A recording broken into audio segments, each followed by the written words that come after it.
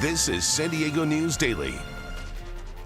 I'm Monica Dean. Let's get right into your top local stories. This was a scene just a little over 24 hours ago when two brush fires erupted in San Diego County within less than an hour of each other, sending hundreds of firefighters into action and forcing hundreds to briefly evacuate.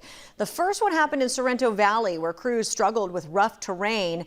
Then there was the one in Oceanside, where crews battled the fast-moving flames before stopping the fire at 3.5 acres. In Sorrento Valley, the flames burned dangerously close to homes, forcing many to evacuate in this neighborhood. Today, families are back in their homes. NBC 7's Nicole Gomez spoke with an evacuee about their experience and what they do differently moving forward. Well, we're on the north side of the fire. You can actually see some of the burn zones here in the distance. Quite a different situation today than yesterday. Far less chaotic, no water dropping aircraft above today, but SD Fire Rescue does say they have hand crews throughout this canyon making sure to keep those hot spots down, and they're working to increase that containment. This is what it looked like yesterday. The Sorrento Fire burned 90 acres just north of Sorrento Valley Boulevard. It started mid-morning and took off quickly, continued through the afternoon. We spoke to a mountain biker who said he called 911 after he heard what sounded like a large pop, then saw flames and a small fire start near the electrical towers. San Diego Fire Rescue, along with CAL FIRE and others from across the county, quickly jumped in. Because of the terrain, this was largely a firefight from the air. Multiple helicopters and planes dropped water and retardant on the area, drawing lines to surround the fire and stop forward spread. The fire forced some 2,200 people out of their homes for several hours. Another 6,000 were under an evacuation warning. We spoke with one homeowner who says thankfully their HOA cleared defensible space just a few weeks ago, but his concern was moving flammable items away from the house as he was being evacuated. I've been reading about the fire code changes where like plants within 5 feet are going to have to go. Obviously we haven't done that yet. The wooden gate's going to have to go. So we'll be changing that to metal. But I took everything that was up against the house in the backyard and either put it in the garage or moved it away from the house, because I hear the ember hits that, sets it on fire, and it's right next to the house. So thinking those things through, I'd probably maintain my yard a little differently going forward, so I have less work to do when that time comes, or if I'm not home when it happens. And for the most up-to-date regulations when it comes to fire prevention, you can visit the city's website. Reporting from Sorrento Valley, Nicole Gomez, NBC 7. After months of negotiations, the city of San Diego will vote to adopt a budget later today. It has been a tall order figuring out how to address the $118 million deficit, while questions about arts funding, library and park hours and flood prevention linger. Mayor Todd Gloria's original proposal suggested slashing arts and culture grants, which left the arts community outraged. Some of that funding may be restored, but whatever restorations are made, cuts elsewhere will have to happen. If arts falls by the wayside this year, then what you're doing is you're taking a gamble that it's okay to never have those organizations here, because if you do cut these draconian cuts, there are going to be arts organizations that disappear. One of the hot button issues related to this budget today, automated license plate readers. Police will tell you they have been a force multiplier when it comes to fighting crime. But Councilmember Sean Elo Rivera and several others are considering a plan during today's hearing to cancel Flock's $2 million a year contract in order to invest in libraries, parks, and rec centers. It's one of the issues we'll be following closely as the day goes on. Chief Meteorologist Sheena Parveen joins us now with a look at your forecast. Hi, Sheena. Hi there. As we head through the afternoon, it is going to be a little bit warmer today. Low 80s inland, around 73 at the coast. Mountains upper 70s, deserts around 100 degrees. For the inland valleys, we're going to be seeing that warming trend for the rest of the week. Temperatures stay in the 80s, upper 80s by Friday. Into the weekend about the mid 80s, and it also might start to feel a little more humid around here tomorrow for the end of the week, with a little more moisture moving in from the south. So warmer and a little bit muggy. We'll take a look at everyone's 10-day forecast coming up. Sounds good. Thank you, Sheena. For the first time ever, NASCAR comes to San Diego. Yeah, it's happening this month. We'll have the story of a local racer getting a shot in the Truck Series and a preview of the track construction. That's coming up next. Stay with us. On January 22nd, I got a phone call from my daughter. Rolling. All right.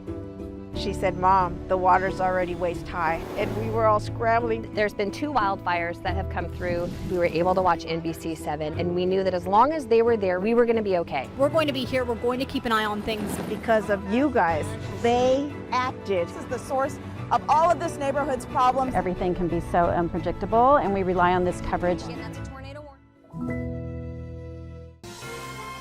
This is San Diego News Daily. I'm Monica Dean. Welcome back. San Diego is officially repealing paid parking at Balboa Park and reducing the new trash fees after months of pushback. Yesterday, the city council discussed a settlement after residents sued over those trash fees. Voters passed the fees in a ballot measure in 2022, but the rates actually implemented were higher than promised. In that lawsuit, the city agreed to settle and reduce the fees, and under a threat of a ballot measure to overturn paid parking at Balboa Park, the city finally reached a deal to get rid of it entirely. Now, starting January 1st, the city says all kiosks will be removed in parking lots and on park streets, with prorated funds coming for those who bought an annual pass. Where's the thinking? Where's the thoughts involved here? Yeah, just they're supposed to be our leaders. The planning was not thought out well enough and to begin with. Good point. While several commenters asked the city council to lift the Balboa Park parking fees immediately, the plan as it stands is to continue to charge through January 1st. Some cool news for San Diego NASCAR driver Austin Varco. The Coronado High grad will be returning home to drive for the team in the upcoming Truck Series race at Naval Air Station North Island. It will be Varco's NASCAR debut. We caught up with the 26-year-old ahead of next week's race. He says he's working to inspire the next generation of drivers. I hope to prove that, even at 26 and not coming from, a NASCAR family, that this is possible, that a kid out there a kid or an adult, anybody that wants to go chase their dream can do it no matter what. Awesome. Way to go. Race weekend kicks off on Friday, June 19th with that Truck Series race. The festivities will last through the weekend, concluding with the Cup Series race on Sunday. Meantime, the racetrack is in construction right now. NBC7's Todd Strain is tracking that story. All right, we are on base in Coronado with NASCAR officials getting our first look at the NASCAR San Diego track. Take a look at this. You can see the initial installation of some things. You have the NASCAR retaining walls right here. This is going to be the track right here. Grandstands are up. And then, oh yeah, you got the big thing down there that goes across. You know what that's going to be. Later today, there's going to be a NASCAR driver here. He's going to show some sailors on base how to race the track. He's going to get in a simulator and get with them and show them how to take the turns and navigate the 3.4 mile, 16 turn NASCAR Qualcomm circuit on base in Coronado. Just a little sneak peek of what's to come. We'll have more on NASCAR weekend in San Diego on Father's Day weekend coming up tonight on NBC7. So awesome. Thank you. We'll be right back with a look at your weather forecast. We are rolling. You're left. I'm sorry. Let's do this. Where do you get your information from? Well, definitely start with the local news. The reason why I love listening to local news like NBC, they give the facts. California families could feel they have a genuine interest, first as people and second as a news team. Because this is their community too. Sometimes the news isn't always fun. Bringing it to us every day in good and bad times is something that we rely on. Nice to have you with us.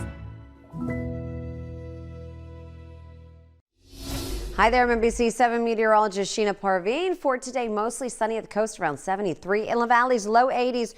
So it is going to be warmer today. Mountains, upper 70s. Deserts, right around 100 degrees. We keep the warming trend going for the rest of the week. Friday will be the warmest. For the coast, around 80 Friday. In the valleys, upper 80s. Across the weekend, mid 70s at the coast, mid 80s inland. And it also might start to feel a little more humid around here by tomorrow and the rest of the week. Getting hot for the mountains and the deserts. Well, looks like summer. Thank you. This afternoon, there's going to be an unveiling ceremony for La Mesa's brand new downtown district sign. You're looking at video from the first days of construction. That happened back in February. The archway will reportedly feature a pair of support columns decorated with more than 1,500 hand-painted tiles created by local businesses and La Mesa locals. That unveiling is set to begin at 4 o'clock. We'll have much more news then, too. Thanks for watching.